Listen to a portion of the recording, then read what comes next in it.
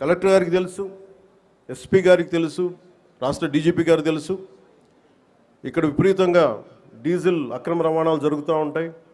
దీన్ని చాలా బలంగా ఎదుర్కోవాల్సిన అవసరం ఉంది. ఓన్లీ బియ్యమే కదా, డీజిలే కదా అని మనం వదిలేస్తే ఒకసారి దోపిడీ, ఒకసారి స్మగ్లింగ్ అలవాటైన వాళ్ళకి బయట నుంచి వెపన్స్ వచ్చే అవకాశాలు ఉంటాయి, బాంబులు తీసుకొచ్చే అవకాశాలు ఉంటాయి. వీటన్నిటిని కూడా ఒక చాలా ఏమరపాటుగా ప్రతి ఒక్కళ్ళు ఉండాలి. సో అందుకని దీన్ని భారతదేశం, మా కమిట్మెంట్, కూటమి ప్రభుత్వం, నారా చంద్రబాబు నాయుడు గారి నాయకత్వంలోని కూటమి ప్రభుత్వం చాలా స్పష్టంగా లా అండ్ ఆర్డర్ మీద, దేశం తాలూకు సుస్థిరత మీద మాకు చాలా సమగ్రమైన అవగాహన ఉంది. ఎక్కడ కూడా కరప్షన్ ఉన్న చోట ఆటోమేటిక్గా దేశం బలహీనపడుద్ది.